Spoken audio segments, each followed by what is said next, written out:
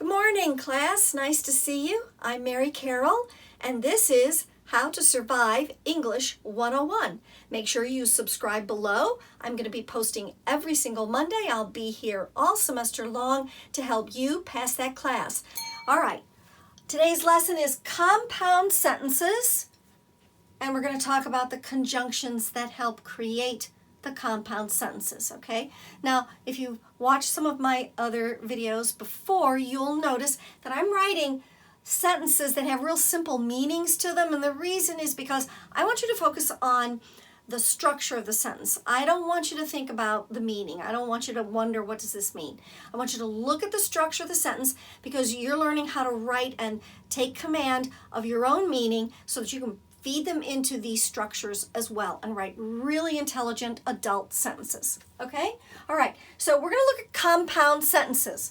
Now, compound sentences means that they have two of everything. They have two subjects and they have two verbs. Now, before we were talking about compound elements in sentences, this is a little bit different. That means you might have two subjects, but you don't have two verbs. Or you might have one subject and two verbs.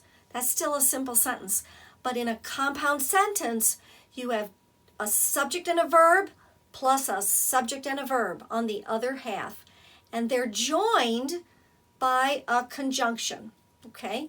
That's what these words are. But, yet, and, all right? All right, let's take a look at these sentences, and this is how they're built. All right, the cat and the dog ran around the yard, but they never caught the ball. That's a compound sentence. Why? Okay, because we have two subjects, okay, and we have, nope, I'm wrong. We have a subject and a verb. This happens to have two subjects and a verb, okay, and then we have another subject and a verb. Okay, you can't read my writing there. There we go. All right, now, let's talk about what happened here. We have a cat and a dog. They're two subjects, right? Okay, they ran around the yard. So you've got a cat and a dog, they're running. There's your subject, there's your verb. So the cat and the dog ran around the yard. We could end the sentence right there, couldn't we? And it would make sense. Remember, here's our test. You're walking up to a friend on the quad and say, hey, Monica, the cat and dog ran around the yard. She's like, okay, what are you telling me that for? But it still makes sense, and she understands what you told her, right?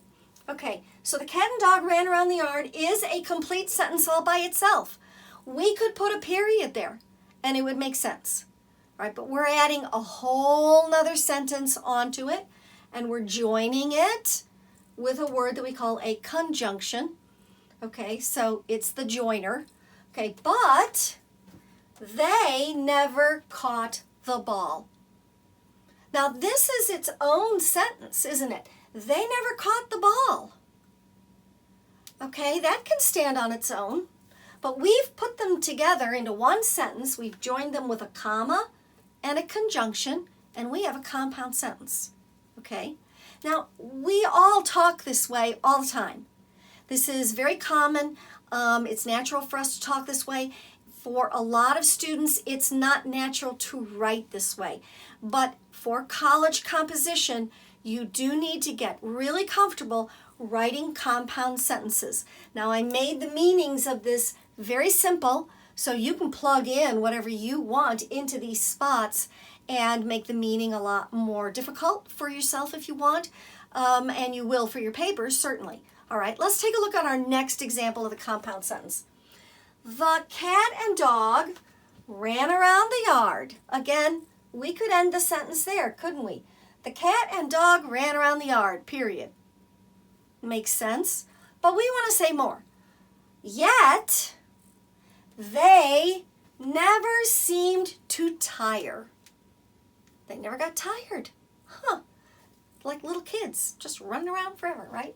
Okay, so here's your subject and your verb, and you could end it here, but we're not going to end it. We want to just keep talking.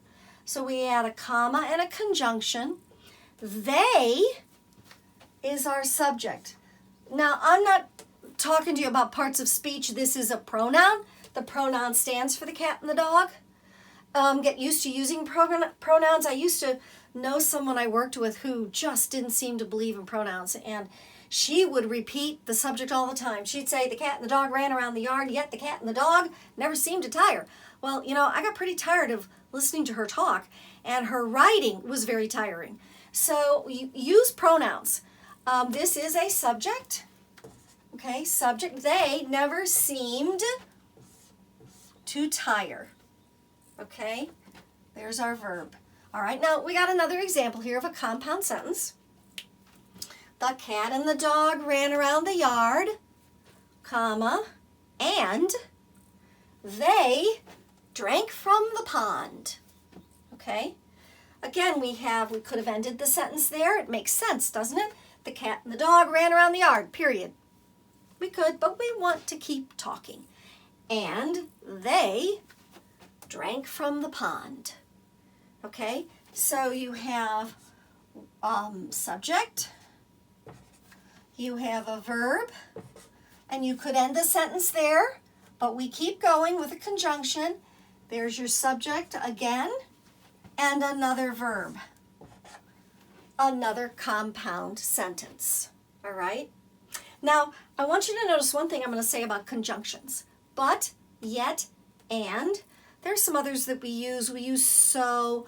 I was going to say if, but let's just say so. You could use so. I didn't write a sentence with that one, but that's another one that we can use to join two independent sentences together. I want you to notice something because each one of these word choices means something different. All right? If you say but, then you're going to have a contrast coming up. Well, they did this, but, something's going to happen that's going to be different from what happened in the first part of the sentence. The cat and the dog ran around the yard, yet, that means, boy, in spite of them doing all this, and so we think, whoa, something surprising is going to happen. They never seem to get tired. Okay? Now here, the cat and dog ran around the yard, and always means they're equal. Whatever's on either side of the and means this and this are the same. So, and they drank from the pond. So they ran around the yard, they drank from the pond. These two ideas have equal weight. So it is very important when you're writing compound sentences that you pay attention to the relationship between what's happening in the first part of the sentence and what's happening in the second part of the sentence, and choose your conjunction correctly.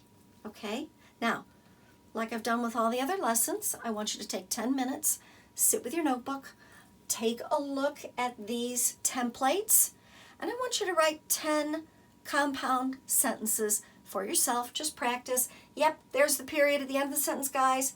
Period at the end of the sentence, period. In a compound sentence, you always have a comma before the conjunction. That takes the place of a period. Comma, conjunction, comma, conjunction. Okay? Take a minute to write your 10 sentences, 10 practice sentences. And our next video will be complex sentences. So stay tuned to make sure you subscribe. All right, bye-bye.